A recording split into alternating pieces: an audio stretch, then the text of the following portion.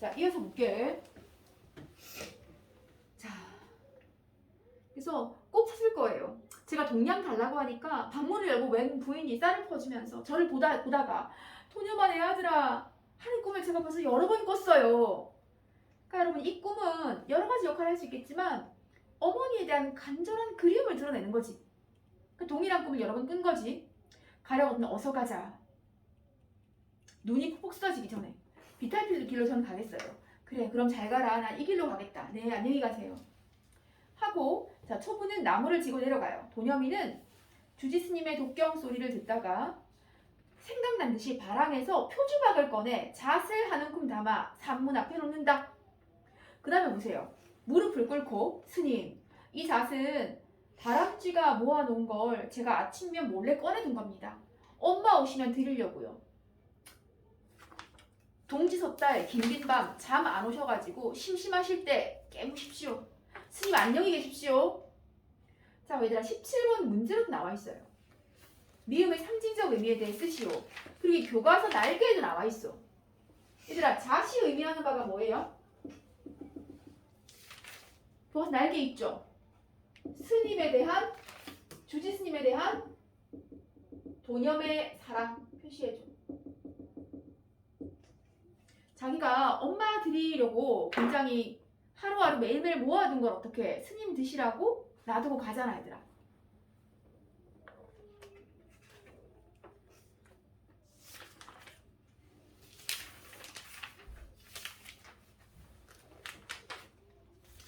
그 다음 여러분 이 극갈래라고 하는 게 대화와 행동을 중심으로 전개되고 있다. 이 대화가 사건을 전개시키는 중요한 역할을 한다는 걸 56조가 봐봐. 여러분, 초부의 역할 한번 잠깐 보실래요? 초부, 나무꾼이지. 여러분, 밑에서 5번째. 초부는 하산하는 도념과의 대화를 통해 줄잡고 도념의 서글픈 심정, 그리고 도념이 속세로 나와 어머니를 찾으러 다니기로 결심했다 라는 걸 독자에게 보여준다. 여러분, 뭔 말이냐면 이게, 얘들아 생각해봐. 이게 만약에 소설이라고 쳐보세요. 그럼 서술자가 만약에 전지적 작가 시점이라고 칠게. 그럼 도념의 마음을 서술해주면 되는 거 아니야? 혹은 이게 1인칭 주인공 시점이라서 도념이가 서술자야. 그럼 나는 더 이상은 절에 머물러 있을 수 없다는 생각이 들었다. 엄마를 찾아 지금이라 떠나야 한다. 이렇게 내면 심리를 서술할 수가 있잖아.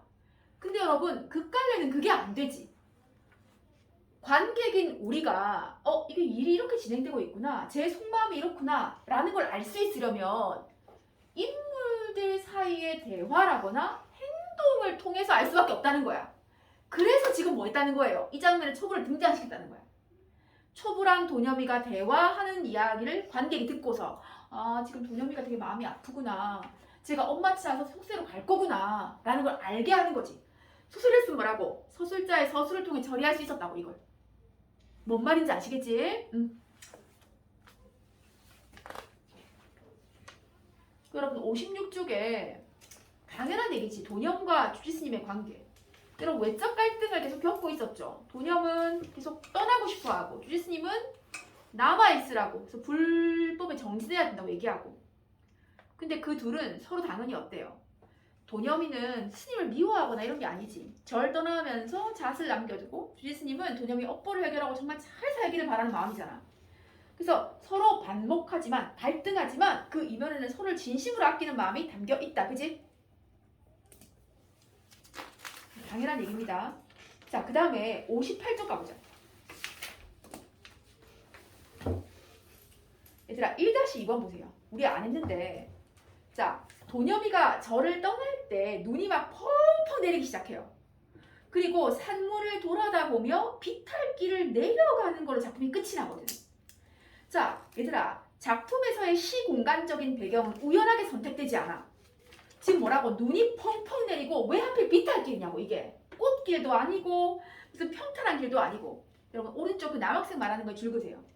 눈과 비탈길은 뭐라고? 도념의 앞길에 닥칠 시련과 고난이요. 도념의 앞길에 닥칠 시련과 고난. 그렇지. 부모도 없는 어린 도념이가 세상에 나가서 되게 행복하고 좋은 삶을 살게 될 거라는 걸 기대하기가 어렵잖아, 합리적으로. 도념이 떠나려고 하는데 눈이 펑펑 내려. 길은 막 험난한 비탈길이야. 이게 앞으로 도념의 앞에 닥칠 시련과 고난이로구나. 오케이. 할 수 있겠지? 표시해주고. 자, 그 다음에 59쪽 보세요. 대사와 지시문의 기능을 정리해보자. 얘들아, 쌤이 아까 지시문이 뭐고 대사가 뭔지는 계속 얘기했어요. 대사, 인물의 성격을 드러내고 사건 진행시키는 주요한 역할을 하겠지. 그 다음 지시문은 무대 지시문도 있고 동작 지시문도 있다 했잖아. 무대 장치 지시하는 게 무대 지시문이겠지. 동작 지시문이 인물의 행동 같은 거 지시하는 거겠지. 맞죠? 그 작중 상황이나 분위기, 인물의 동작, 표정 같은 걸 설명해 준다. 그렇지. 여러분 할 수 있겠지?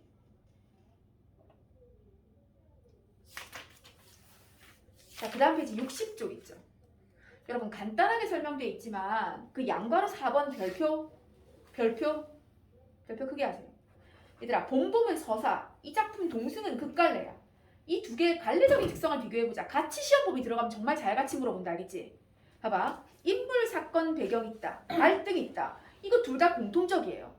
그러니까 쌤이 뭘 많이 한다고 했어? 소설 읽고 감독들이 그렇게 시나리오 각색을 많이 한다니까, 얘들아. 이 점이 기본적으로 유사하기 때문이지. 자, 근데 차이점 표시할게. 서술자. 본범 서술자 있지? 나가 서술자였잖아. 좀 어리숙한 서술자이긴 했죠. 그래서 독자인 우리가 좀 일을 많이 해야 했었어. 막 적극적으로 추론도 해봐야 되고 막 상상도 해봐야 되고 이런 게 있긴 했어. 근데 어쨌거나 서술자가 있어. 동승은 없지. 그래서 아까 뭐랬어요? 인물의 심리나 앞으로 일이 어떻게 진행될 건지를 알려주려면 주로 대화에 의지해야 되니까 초보가 등장하는 거야, 얘들아. 알겠지? 그 다음 표시할게. 현재형. 이건 누구에 대한 설명? 동승에 대한 설명이야, 얘들아. 본범은 과거 시제잖아. 기억나지? 자, 그 다음 여기 안 나와 있지만 추가적으로 한 개만 줬으면 어떤 거? 얘들아, 시공간적 배경의 제약 써보자. 여러분, 시공간적 배경의 어떤 제약. 당연히 누구? 동승은 이 제약이 굉장히 심해요. 여러분 생각해봐. 어떤 예를 들면 배경으로 쓸 수 있는 거에 좀 한계가 있지 않겠니? 그리고 그 배경을 막 자유롭게 계속 바꿀 수는 없잖아요. 시공간적 배경이라든지 혹은 장면을 전환하는 데 있어서 제약이 존재한다, 알겠지? 희곡은 이게 되게 심해. 아니 연극인데 막 무슨 장면을 막 30번씩 바꾸고 이렇게 못하죠. 소설은 가능해. 어차피 글로 쓰는 건데 뭐. 근데 본범은 시공간적 배경의 제약도 거의 없고요. 장면 전환의 제약 같은 것도 거의 없어요. 왜? 글로 쓰는 거야. 뭘 못 쓰니? 그렇잖아. 쌤 기억 속에 판타지 소설이 해리포터에서 끊어졌는데 해리포터 생각해봐. 심지어 뭐까지 한 난 그 장면을 되게 읽으면서 상상해봤는데 뭐 사와 여러분 안 읽어봤죠 해리포터? 안 읽어봤니? 읽어봤어요. 뭐 그 뭐니 사와 2분의 1 정거장인가 뭐 그런 구절 나오잖아 1권에.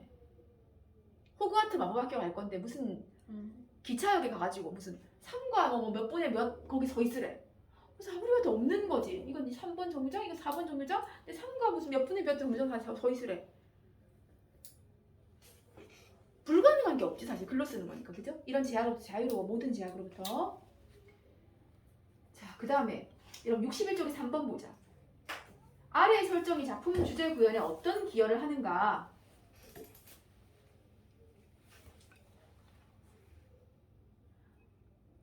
어머니를 그리워하는 도념, 종교적인 숙명을 강조하는 주지스님, 사이의 외적 갈등 두드러지지. 자, 그럼 도념이 끝내 저를 떠나 속세로 향하는 것은 보자. 종교적 숙명보다 인간의 근원적 감정에 충실한 행동, 맞죠? 이렇게. 자, 일단 미망인을 왜 등장인물로 굳이 설정했을까? 얘들아, 읽어볼까? 의지할 곳 없는 미망인이 도념을 입양하려 한다는 사건의 현실성, 혹은 거기다 개연성이라고 써볼까? 여러분 무슨 말이에요? 독자인 우리 입장에서 봤을 때, 관객인 우리가 봤을 때 그래 그렇겠다. 이 미망인은 남편을 잃고 어린 아들까지 잃은 상황이니까 도념이를 양자로 충분히 이렇게 드리고 싶어 할 수 있겠다라는 게 우리 납득이 되잖아. 그렇잖아요. 근데 뭐 예를 들면 이미 뭐 5명의 아이가 있어. 다 너무 잘 자라고 있고 예를 들면. 근데 막 끝끝내 주지스님 반대하는데 아니요 제가 데려갈 거예요. 끝까지 주장하는 좀 우리의 설득력이 떨어지죠. 그 얘기입니다. 알겠지? 그런 개연성을 좀 강화시킬 수 있다. 그 다음 왜 무대가 저리냐 이게 아까 계속했어. 뭐랑 뭐 사이의 갈등. 어머니를 그리워하며 속세를 갈망하는 도념하고 인간적 감정을 억누르는 어떤 종교적인 질서 사이에서의 어떤 갈등과 충돌이 잘 드러날 수 있는 공간이니까 그렇다는 거예요. 그 다음 도념이 속세행을 결행한다는 것은 뭐라고? 아까 방금 했지 보기 박스에서 줄거보자. 인간의 근원적 감정에 충실한 거지. 종교적인 숙명을 거부하고 인간의 근원적 감정에 충실한 것이다. 자, 그 다음에 63쪽 한번 봐주세요. 얘들아, 이 동승의 마지막 장면이에요. 이걸 연극 무대에서 어떻게 연출하면 좋을지 도념의 동선을 한번 그려보자. 이 교과서에 수록되어 있는 대목이니까 그리고 학습활동에 있는 내용이니까 우리가 역시 체크를 해놔야 돼. 얘들아, 도념 두어 걸음 나갈 때 법당에서 주지스님의 독경 소리가 들린다. 발을 멈추고 생각난 듯이 바람에서 표주박을 꺼내 잣을 하는 꿈 담아 산문 앞에 놓는다. 얘들아 봐봐. 도념이가 원래 있던 곳이 어디라고? 1번이야. 이렇게 설계할 수 있다는 거야 우리가. 두어 걸음 나가는 건 어느 방향? 이쪽으로 걸어간다는 거예요. 그러니까 무대 중심이죠. 그리고 발을 멈추고 생각났다는 듯이 잣을 하는 꿈 담아 산문 앞에 놓는 게 2번인 거야 그러니까. 알겠죠? 그러고 이제 어떻게 해요? 독백을 하죠. 스님, 이 잣은 제가 다람쥐가 모아놓은 걸 꺼내놓은 겁니다. 스님, 밤에 잠 안 올 때 깨무십시오. 하고 비탈길 내려가는 게 얘들아 어디? 2에서 3번으로 이동. 알겠지? 학습활동에 있으니까 체크해줘야 돼.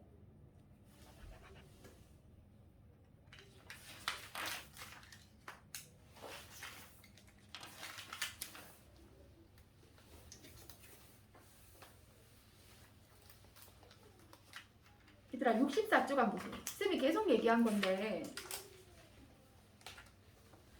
여러분 이 작품은 도념의 내적 갈등과 그리고 도념과 주지스님 사이에 외적 갈등이 나타나 있다고 했죠.